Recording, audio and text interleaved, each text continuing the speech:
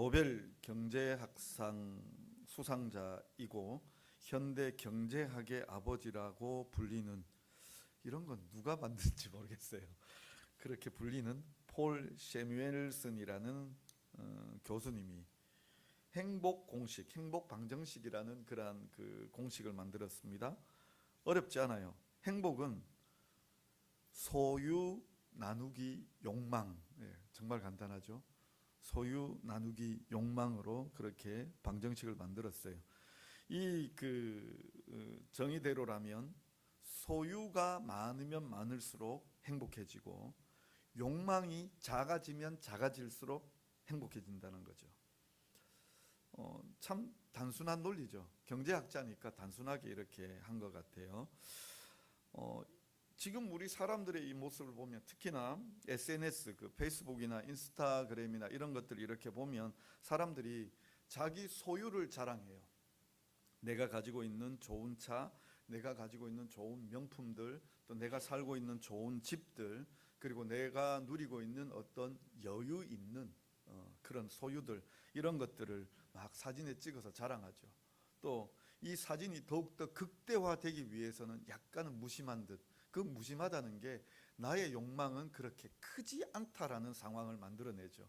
그래서 내 욕망은 작고 또 내가 가지고 있는 소유는 크고, 그래서 내가 누리고 있는 행복은 더 크다라는 것을 사람들에게 막 자랑을 하려고 하죠. 사람들이 또 그런 자랑을 눈으로 보고, 맞다, 저 사람은 정말 행복해 보이는구나, 그러면서 상대적인 박탈감 누리며 박탈감 때문에 이렇게 불행을 맛보는, 경험하는 그러한 일들이 많아지죠. 그런데요, 사회상은 늘 이렇게 보는 것, 또 그리고 내가 만질 수 있는 것, 이것이 먼저 기준이 되어서 소유도 많이 내가 만질 수 있고 볼 수 있고 이런 것들로 가고, 또 욕망도 그런 것들로 가고 있는 것을 우리가 볼 수 있습니다. 그런데요, 믿음은 눈으로 보는 것이 아닌 것 같아요. 또 믿음은 세상이 주는 관점이 아닌 것 같습니다. 제가 예화를 이렇게 읽다가 어떤 예화를 읽었는가 하면 이런 겁니다. 주일학교 선생님이 공과 공부를 인도하면서 성경을 설명하고 있었습니다. 얘들아, 덩치가 큰 골리앗이 있었단다. 그가 이스라엘에 쳐들어와서 전쟁하자고 외쳤단다. 이스라엘 백성들은 너무 무서워 나무 뒤에, 숲 속에, 굴 속에 숨어 있었단다. 이스라엘 백성들이 위기에 처해 있을 때 소년 다윗이 하나님을 의지하고 용감하게 싸우러 나갔단다. 그래서 블레셋의 골리앗과 소년 다윗이 싸우게 되었지라고 이렇게 얘기하고 있었습니다. 여기까지 설명했는데 한 아이가 선생님의 말을 끊어먹은 거예요. 선생님, 다윗이 용감한 게 아니라 골리앗이 용감하네요. 말이 안 되죠. 선생님도 좀 의아한 거죠.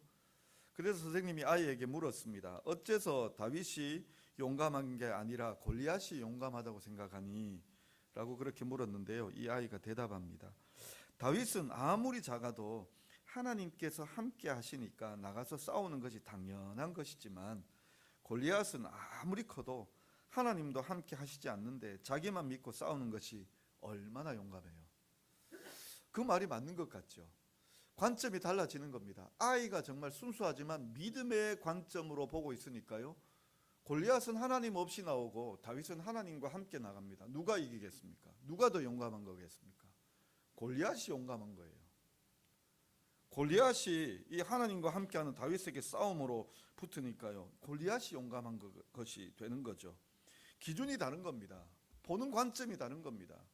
우리 믿는 사람들은 어떤 사람들인가 하면 이렇게 기준이 다르고 보는 관점이 다른 사람들입니다.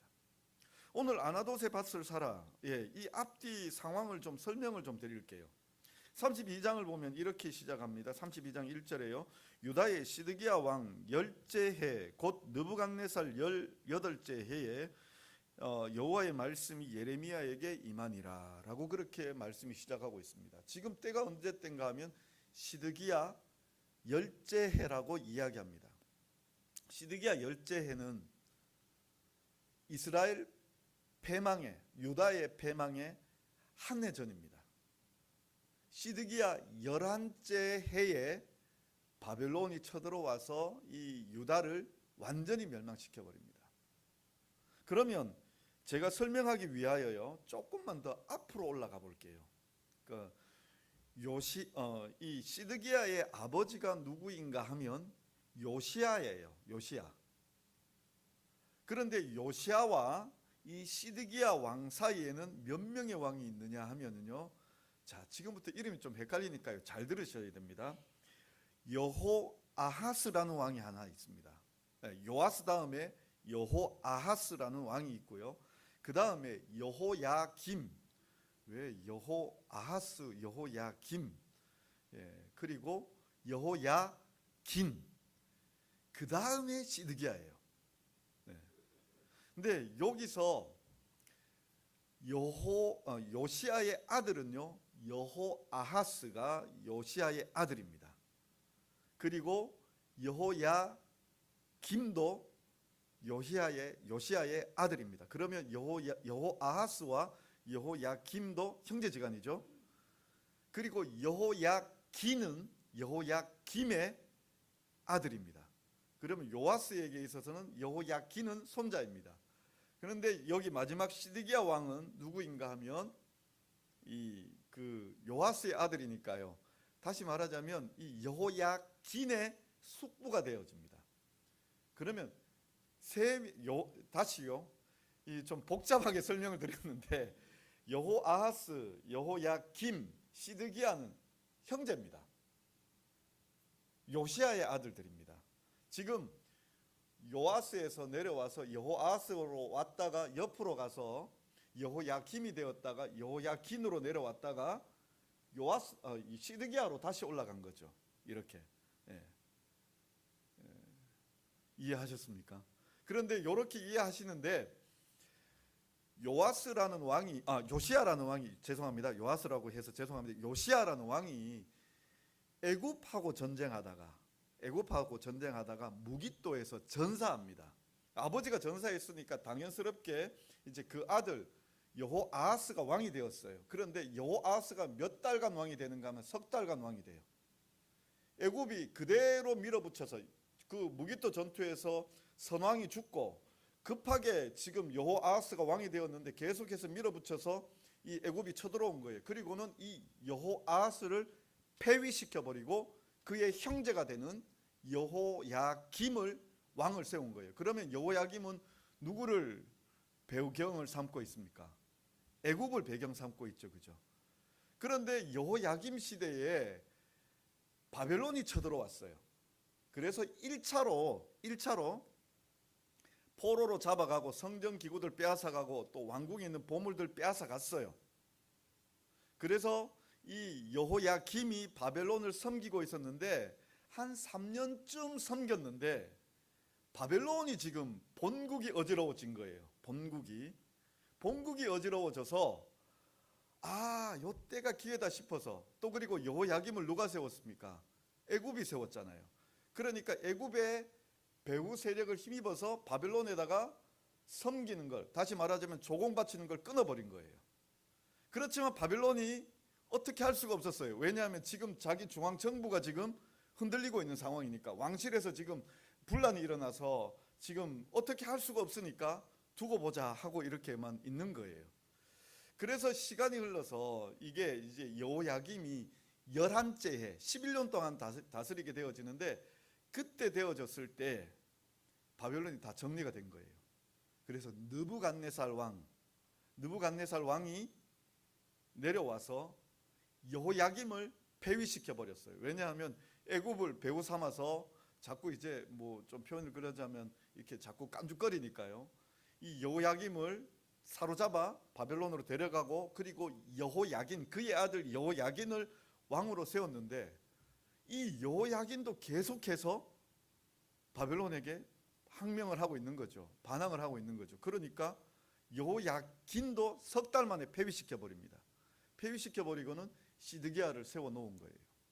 이런 와중에서 보니까요, 지금 그 애굽이 와서 왕 세우고 바벨론이 와서 왕 세우고 이러면서 어찌 되었든지 간에 유다는 지금 명맥을 유지하고 있습니다. 왕정이 사라져 버린 게 아닙니다. 큰 나라들에게 이리 치이고 저리 치이고 있지만 어찌되었든지 간에 아직은 버티고 있는 거예요. 그런데 그 당시에 이제 백성들의 마음을 이끌어가고 있는 선지자들이 어떤 메시지를 던지고 있었는가 하면, 우리 유다는, 예루살렘은 안 망한다. 봐라, 우리가 애굽의 도움을 받아서 바벨론에 이렇게 밀어내고 또 애굽이 올라와도 우리를 완전히 이기지 못하였지 않느냐. 왕을 새로 세우고 돌아갔을 뿐이지 우리나라가 없어지지 아니하였지 않느냐. 여기 이렇게 버티고 있지 않느냐. 그리고는 이제 바벨론이 쳐들어와서 그 왕 사로잡아가고 보물 다 빼앗아가고 성전 기구 빼앗아가도 우리 아직 안 망했지 않았냐. 이 사람들이 그래도 믿고 있는 게 뭐냐면, 우리는 하나님이 택하신 백성이고 또 예루살렘은 하나님의 성전이 있는 곳이고 우리는 안 망한다라고 이야기했어요. 그런데 이제 막 성전 기구들 빼앗아가고 또 요야긴 시대에도 또 올라와서 빼앗아가니까 조금은 불안하죠. 그래서 요때에 수정되어진 예언들이 나옵니다. 어떤 수정되어진 예언들이 나오는가 하면, 우리나라가 패망한다. 패망하지만 2년 안에 다시 회복한다. 2년 안에 다시 회복한다. 이건 예레미야서 우리가 이제 그 25장부터 해서 27장까지 읽어보시면 거기에 나오거든요. 그 2년 안에 우리가 회복한다라고 그렇게 이야기하고 있습니다. 또 빼앗겼던 성전 기구들도 다 가지고 올 것이고, 왜냐하면 우리는 하나님이 택하신 백성이기 때문에 아주 망하지 않는다. 이러한 시대였어요. 그런데 여기에다가 찬물 끼얹는 예언하는 사람이 누군가 하면 예레미야예요. 아니다. 우리가 거기 포로로 잡혀가면 그 땅에서 살아야 된다. 왜냐하면 하나님께서 거기서 70년간 우리를 포로로 살게 할 것이다. 거기에서 살게 할 것이다. 그러니까요, 이 선지자들끼리에도 이렇게 이제 싸움이 난 거죠. 그런데 대부분의 사람들이 어느 걸 좋아합니까? 안 망한다 쪽을 좋아하는 거죠. 자꾸 망한다고 이야기하고 거기 잡혀가면 거기에서 쭉 눌러 살아야 된다 이야기하고 있고, 이러니 사람들이 안 좋아하는 겁니다. 그래서 어떻게 했는가 하면, 여기 지금 우리 오늘 성경 말씀에도 보면 시위대 뜰이라고 나오는데, 이게 그냥 보호받는 뜰이 아니라 이건 감옥이에요. 시위대 뜰에다가 가두어 놓은 거예요. 자꾸 백성들 마음을 이간질시킨다고 생각을 하니까, 위정자의 입장에서는 이간질시킨다고 생각하니까 너 어디 돌아다니지 말고 그냥 여기 있어라, 이 시위대 뜰에 가두어 놓은 거고, 심지어는 그 구덩이에다가 빠뜨리기도 하죠. 감옥이에요, 일종의. 그런 감옥에 갇혀 있는 이 상황 가운데서 누가 찾아왔는가 하면, 그의 사촌이 찾아와서 자기 땅 사라고 한 거예요. 기업 물을 자라고 그렇게 이야기하고 있는데요. 이 기업 물은다는 거 우리가 물론 뭐 더 설명을 길게 좀 드려야 되겠지만, 이스라엘은 자기 집안 땅은 자기 집안이 가지고 있어야 되는 게 기본 원리입니다. 그래서 땅을 팔아도 모르는 사람에게 파는 게 아니라 가까운 사람부터 파는 거예요. 내가 지금 너무 가난해서 내가 가지고 있는 내 기업을 팔아야 돼요. 그러면 내 형제들에게서부터 먼저 파는 거예요. 근데 내 형제들이 안 산다 이러면은 그 다음 내가 가까운 사촌들이 되겠지요. 그 사촌들에게 가서 내 땅을 사라 하는 거예요. 지금 하나멜이라는 사람이 와서 땅을 사라고 그렇게 이야기하고 있는 거예요. 근데 이거 좀 비겁하지 않습니까? 예레미야가 지금 갇혀 있는 상황이에요. 갇혀 있는 상황에게 이 사람에게 와서 내 땅 사라. 너 그 땅 사서 거기에다 농사 지어 먹어라. 네. 이 말 안 되는 거잖아요. 그리고요, 아나돗은 지금 어떤 상황인가 하면 이미 바벨론의 수중에 떨어져 있는 땅입니다. 그러니까 지금 예루살렘을 제외하고는 다 바벨론이 쳐들어 올라와서 그 땅을 차지하고 있어요. 근데 아나돗이 어디에 있는가 하면 베냐민 지경 내에 있는 거예요. 베냐민 땅 안에. 그러니 예루살렘 안에 뭔가 그래도 뭐 현물 거래가 있어지고, 그래서 내가 당장 나가서 뭔가 내게 유익이 되어야 되는데 그거 전혀 그렇게 되지도 않아요. 베냐민 땅에 있는 거예요. 그리고 또요, 예레미야 11장 21절을 보면 여호와께서 아나돗 사람들에게 대하여 이와 같이 말씀하시되, 그들이 내 생명을 빼앗으려고 찾아 이르기를 너는 여호와의 이름으로 예언하지 말라. 두렵건대 우리 손에 죽을까 하노라 하도다. 어디 사람들이 지금 예레미야를 향하여 벼르고 있습니까? 아나돗 사람이요. 원래 예레미야도 아나도 사람이거든요. 근데 자꾸 다른 선지자들하고 다르게 이상한 예언하고 있으니까 이 아나도 고향 사람들이 어떻게 하는가 하면 너를 죽이겠다라고 그렇게 얘기하는 거예요. 그 아나도 사람들이죠. 근데 땅이 어디 있다고요? 어디 땅이라고요? 아나도세예요. 아나도세 가서 그 땅 차지하고 농사라도 지어 먹고 살 수 있겠습니까? 못 들어가는 거죠. 근데 와서 땅을 사라는 거예요. 다른 사촌 찾아가는 것도 아니고 예레미야에게 와서, 갇혀있는 예레미야에게 와서 땅 사라는 거예요. 이 땅을 어떻게 해야 될까요? 예레미야의 마음은 어떨까요? 당장 인간적인 눈으로 보면요, 이건 사서는 안 된 땅이죠. 또 살 수도 없는 입장이고. 그런데 중요한 게 하나 있습니다. 뭐가 중요한가 하면요, 우리 6절과 7절을 다시 한번 보십시오. 예레미야가 이르되 여호와의 말씀이 내게 임하였느니라. 이르시기를 보라, 내 숙부 살룸의 아들 하나멜이 내게 와서 말하기를 너는 아나돗에 있는 내 밭을 사라. 이 기업을 물을 권리가 내게 있느니라 하리라 하시더니. 지금 이 상황은 하나님의 말씀이 임했습니다. 하나멜이 오기 전일까요? 아니면 온 이후일까요? 오기 전이죠. 오기 전에 하나멜이 올 것이다. 하나멜이 와서 그 아나돗에 있는 밭을 너에게 사라 할 것이다. 예레미야가 가지고 있는 그 심정, 그 상황은 살 수 없는 상황이고 살 수 없는 심정이죠. 그런데 하나님께서 말씀을 주셨어요.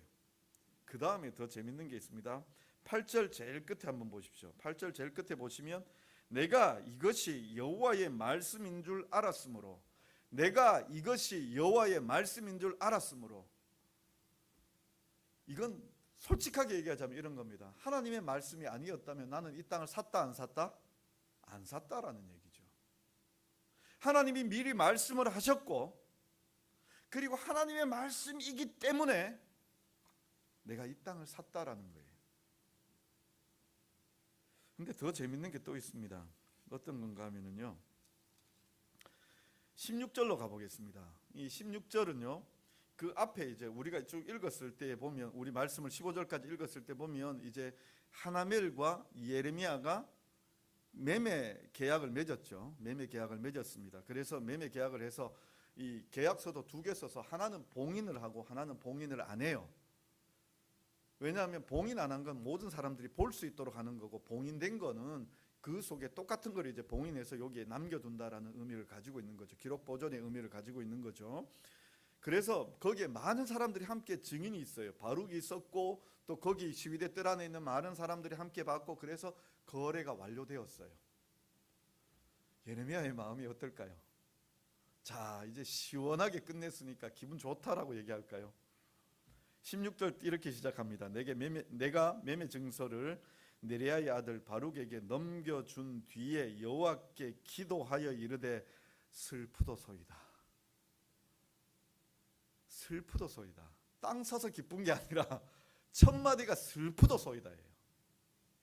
그 다음 이어지는 말이 뭐냐 하면은요, 16절 계속해서 보면은 17절 계속해서 보면은요, 주 여호와여, 주께서 큰 능력과 크신 팔로 천지를 지으셨사오니 주에게는 할 수 없는 일이 없으시니이다. 슬프도소이다. 내가 지금 이 아나돗에 있는 밭을 샀는데 깝깝한 거죠. 좀 만약에 제가 예레미야 입장이라면 지금 도둑 맞은 기분이고요, 사기당한 기분이죠. 아니면 강탈당한 기분이죠. 하나님의 말씀 때문에 강탈당했어요. 하나님의 말씀 때문에 억울한 일 당했어요. 그러니 하나님 앞에 나와서 감정 쏟아내는 게 뭐냐면요, 하나님 슬퍼요. 정말 내 가까운 이 사촌이라는 작자가 와서 내게 벌인 일이 뭐냐면 내 돈 빼앗아 갔어요. 아무 돈도 안 되고 효과도 없는 그 아나돗의 밭을 내게 사라고 했어요. 그것도 하나님께서 말씀 주셨으니까 내가 억지로 그 밭 샀어요. 그래서 슬퍼요, 하나님. 이 고백하고 있는 거예요. 그 다음에 이어지는 말이 뭔가 하면요, 하나님은 이 세상을 만드시고 전능하신 하나님이시죠. 예, 하나님 제가 그거 믿습니다. 그 기도하고 있는 거예요. 우리가 신앙생활 하다가 보면은요, 이 아나돗의 밭의 경우가 정말 많습니다. 예수님을 믿는 것 때문에요, 우리가 억울한 일 많이 당하잖아요. 답답한 일 많이 당하잖아요. 우겨싸움을 당하는 일을 당하잖아요. 그래서 우리가 그 우겨싸움 당하고 답답한 일 당해서 하나님 앞에 나와서 기도할 때 첫 마디가 뭡니까? 하나님 아시지요? 하나님 지금 내 상황 아시지요? 나의 이 답답함을 아시지요? 나의 이 억울함을 아시지요? 하나님은 전능하시잖아요. 제가 그거 믿고 내가 양보했어요. 내가 그거 믿고 하나님 말씀대로 행하였습니다. 지금 이 기도하고 있는 거예요. 이 기도요. 우리가 정말 살아가다 보면 이런 일들 많이 당하게 될 것입니다. 하나님의 말씀이 우리에게 자꾸 주어질 때는요, 우리에게 그거 준비하라는 마음 주시는 거예요. 하나님 말씀 보시면서 자꾸 내게 너그러운 마음, 관용의 마음을 요구하고 계시고, 더 사랑하라는 말씀 주시고, 더 섬기라는 말씀 주시는 건요, 이런 억울한 일, 어려운 일 당할 때 그걸 믿으라는 거예요. 눈으로 보면요, 세상의 관점으로 보면은요, 우리가 어리석어요. 우리가 억울해요. 왜 그렇게 사냐고 사람들이 우리를 보고 그렇게 이야기할지도 몰라요. 그런데요, 하나님의 말씀이 우리에게 준비시키는 거예요. 뭘 준비시키는 건가 하면은요, 하나님을 믿으라고요. 하나님을 믿으라고요. 이 17절에 예레미야가 하나님 앞에 하나님은 전능하시지요 라고 그렇게 기도하고 있잖아요. 내가 하나님의 전능하심을 믿습니다 라고 그렇게 기도하잖아요. 하나님께서 응답하십니다. 어디에서부터 응답하시는가 하면 38절로 한번 보시죠. 오늘 우리가 읽지 않았지만 이 32장 38절로 한번 보시죠. 거기에 보면 이렇게 하나님께서 말씀하십니다. 그들은 내 백성이 되겠고 나는 그들의 하나님이 될 것이며 내가 그들에게 한 마음과 한 길을 주어 자기들과 자기 후손의 복을 위하여 항상 나를 경외하게 하고 내가 그들에게 복을 주기 위하여 그들을 떠나지 아니하리라 하는 영원한 언약을 그들에게 세우고 나를 경외함을 그들의 마음에 두어 나를 떠나지 않게 하고 내가 기쁨으로 그들에게 복을 주되 분명히 나의 마음과 정성을 다하여 그들을 이 땅에 심으리라. 여호와께서 이와 같이 말씀하시니라. 내가 이 백성에게 이 큰 재앙을 내린 것 같이 허락한 모든 복을 그들에게 내리리라. 하나님께서 하나님 전능하시죠 라고 얘기할 때 그래 나 전능하다라고 하나님께서 말씀하고 계시는 거예요. 그리고 내가 너를 나의 백성 삼았고 나는 너의 하나님이 되어질 것이고 내가 계획하고 준비한 모든 것들을 너에게 복으로 채워줄 것이다 라고 그렇게 하나님께서 말씀하고 계세요. 이 전능하신 하나님을 믿으실 수 있기를 바랍니다. 하나님의 회복을 믿으실 수 있기를 바랍니다.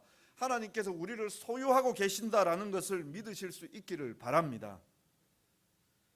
그래서요 우리가 해야 될 게 뭐냐면요, 아나돗의 밭을 사는 거예요. 아나돗의 밭을 사는 거예요. 하나님께서 하라고 하셨지만 그 힘든 일들을 내가 해야 되는 거예요. 때로는 하나님의 이름 때문에 하나님의 말씀 때문에 억울한 일도 당하셔야 돼요. 하나님의 말씀 때문에 힘들고 어렵고 내가 더 남들도 하지 않는 일들을 내가 먼저 해야 돼요. 또 우리가 정말 이건 참 사소한 일이겠지만요, 기도하는 것도요 쉽지가 않아요. 말씀 보는 것도 쉽지가 않아요. 제가 손들으라고 얘기하지 않겠지만요, 지금 규칙적으로 말씀 보고 계십니까? 규칙적으로 기도하고 계십니까? 우리 다 그런 것에 있어서 식어지지 않았습니까? 물론 규칙적으로 말씀 보고 기도하고 계시지만요, 우리는요 우리 홀로 내버려두면 금방 식어버립니다. 제가 가끔 정말 이 참 교만하게 자랑 삼아 말하는 것 중에 하나가 뭔가 하면은 저는 새벽기도 정말 잘하는 사람입니다라고 그렇게 말씀을 드렸습니다. 제가 전임 전도사 되고 그때 2년간을요 차량 운행을 됐었습니다. 그런데 그 차량 운행하면서 뭐가 힘들었는가 하면, 이건 차량 운전 제가 빠지면 제가 가는 그 코스에 새벽기도 하시는 분들은 다 못 오시는 거예요. 그래서 그 교회 섬길 때 저의 휴가 기간을 제외하고는 한 번도 빠진 적이 없습니다. 완벽하게 그때 다 했습니다. 그러면서 제가 그때를 돌이켜보면 내가 이렇게 새벽기도 훈련했구나 이 생각이 들었었습니다. 그래서요 그 다음 교회 가서 이렇게 섬길 때예요, 어떤 일이 있었는가 하면, 그 다음 교회에서 이제 부목사가 되어져서 섬길 때 성도들과 함께 진중 세례식을 갔어요. 진중 세례식. 그 강원도 어느 골짜기에까지 갔는데 제3땅굴, 제4땅굴인지 제3땅굴인지 그 땅굴도 견학하고, 그 하루를 성도들과 함께 가서 세례도 베풀고 목사님과 함께 이렇게 행사 다 하고 다시 대구로 돌아오니까요 새벽 2시더라고요. 근데 담임 목사님께서 저에게 말씀을 하셨습니다. 신 목사님 내일 새벽 담당하세요. 그 새벽 2시예요. 목사님 안 나오시겠다는 뜻이죠. 그래서 부랴부랴 집에 가서 집에 마지막 설교 어떻게든 뭐 준비하고 정말 1시간 자고 새벽기도 튀어나왔습니다. 그 이후로 제가 한 20년쯤 이렇게 20년 좀 넘어가는 이 목회 시간인데요, 정말 이 5손가락 안, 제가 잠들어서 새벽기도 놓친 건 5손가락 안이 되어집니다. 그런데 우리 2020년 코로나가 발생하고 난 다음에 모든 예배가 중단이 되었죠. 새벽기도도 중단이 되었습니다. 파행되었죠. 한 달간 이렇게 이제 한 달 정도를 이렇게 집에서 이제 지내는데, 한 달쯤 지나니까 그 사이에는 뭐 4시에 정확하게 일어났었습니다. 그런데 한 달쯤 지나니까 어느 순간 보니까 5시 반쯤 되어야만 일어나는 저를 발견한 겁니다. 그리고 어느 날인가는요, 며칠 고 안 되지만 5시 반도 넘어가고 있는 거예요. 이래서 안 되겠다 싶어서 그냥 그때 한 달 반, 2달 그 사이에 이래서는 안 되겠다 싶어서 그냥 새벽기도 저 혼자라도, 그 당시에는 뭐 못 모이게 했으니까 저 혼자라도 나왔었습니다. 저도 한 20년 동안 제 자랑 삼아 저는 새벽기도 안 빠질 거다라고 그렇게 이야기하고 있는데, 자랑했었는데 한 달 만에 무너져 버립니다. 성경 읽기, 기도하기, 내가 이렇게 성경 읽고 이렇게 기도해야 되겠다 결심하고 해도 이게 쉽지가 않죠. 우리 신앙 오래되신 분들도 안 하는데 내가 왜 성경 읽고 내가 왜 기도해야 되느냐. 오늘요 어찌 보면요 이 뭐 억울한 일도 있고 세상 여러 가지 일들도 있겠지만, 어찌 보면 이 성경 읽고 기도하는 것도 아나도시의 밭이 될 수 있습니다. 남들 안 하는 거잖아요. 남들 안 하는 열심이잖아요. 기도하셔야 됩니다. 그것도 규칙적으로 기도하셔야 됩니다. 성경 읽으셔야 됩니다. 규칙적으로 성경 읽으셔야 됩니다. 성경 읽으셔야 묵상에 힘이 생깁니다. 기도하셔야 하나님께서 우리와 함께 하심을 경험할 수 있습니다. 그 아나도스의 밭을 사셔야 됩니다. 그리고 또 하나가 뭔가 하면은요, 우리의 아나도스의 밭 또 뭔가 있는가 하면은요, 영혼 구원입니다. 영혼 구원이요. 이 시대에는 지금 영혼 구원에 대하여 말조차도 꺼내기가 힘들어졌습니다. 복음 전파라는 말도 꺼내기가 힘들어졌습니다.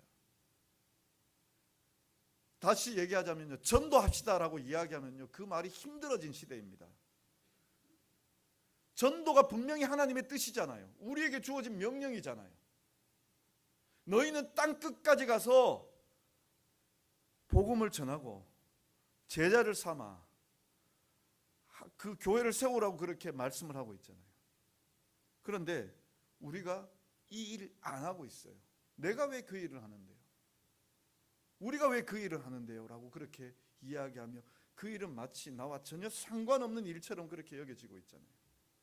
아나도체 밭이 굳이 억울한 일뿐만 아니라 내 삶의 그런 어떤 힘들고 어려운 것뿐만 아니라 우리가 순종하지 않고 있는 이 일들도 아나도체 밭일 수 있습니다. 우리가 식어졌던 이 구원의 열정, 구령의 열정, 영혼 구원의 열정을 다시금 일으켜야 됩니다. 기도하는 것, 말씀 보는 것, 지극히 당연한 아나도체 밭입니다. 영혼 구원하는 것, 복음 전파하는 것, 이것 역시 지극히 당연한 아나돗의 밭입니다. 우리 성도님들이요, 참으로 다른 사람들 안 한다고 해서 그것이 좋은 일이 아니라 하나님께서 하라고 하신 이 일들, 어찌 보면 참 남들이 안 하지만, 남들이 보기에는 이상한 일로 여겨지겠지만 하나님이 하라고 하신 일이라면 우리가 마땅히 해야 합니다. 예레미야에게 이 아나돗의 밭을 산다는 것은, 그것은 하나님의 약속의 증거이고 하나님께서 일하심의 증거라고 이야기할 수 있습니다. 내가 다시 하나님의 말씀을 보고, 내가 다시 하나님 앞에 기도하며, 내가 다시 영혼 구원을 위하여 하나님 앞에 나아갈 때, 그것은 우리의 믿음의 증거가 되어질 것입니다. 하나님의 복 주심의 통로가 되어질 것입니다. 그러므로 우리 성도님들이여, 우리의 아나돗의 밭을 사실 수 있기를 간절히 부탁드립니다. 기도하겠습니다. 사랑의 하나님 아버지, 참으로 주의 말씀을 따라 살아가는 우리들 되게 하여 주옵소서. 예레미야가 하나님의 말씀을 듣고 그 말씀을 따라서 순종하며 아나돗의 밭을 샀습니다. 아버지 하나님, 참으로 우리가 세상살이 가운데에서도 예수님의 이름 때문에 어려움들을 당합니다. 또 스스로 예수님의 말씀을 따라서 그 고난의 자리로 들어가기도 합니다. 억울하지만, 힘들지만, 답답함을 당하지만, 우겨쌈을 당하지만, 그곳에서 하나님의 함께하여 주심을, 그 하나님의 그 약속의 증거들을 내가 누리며 살아갈 수 있게 주님 도와주시옵소서. 뿐만 아니라 우리가 마땅히 해야 될 그 아나돗의 밭, 기도하는 일과 말씀 보는 일과 영혼 구원을 위하여 나아가는 일들을 마땅히 감당할 수 있는 우리들 되게 하여 주옵소서. 그래서 내 삶 속에 하나님의 그 함께 하심의 증거들이 켜켜이 쌓여갈 수 있도록 주님 은혜 베풀어 주옵소서. 예수님의 이름으로 기도드리옵나이다. 아멘. 우리 다 자리에서 일어나셔서 우리 찬송가 333장 찬송 드리겠습니다. 찬송가 333장입니다.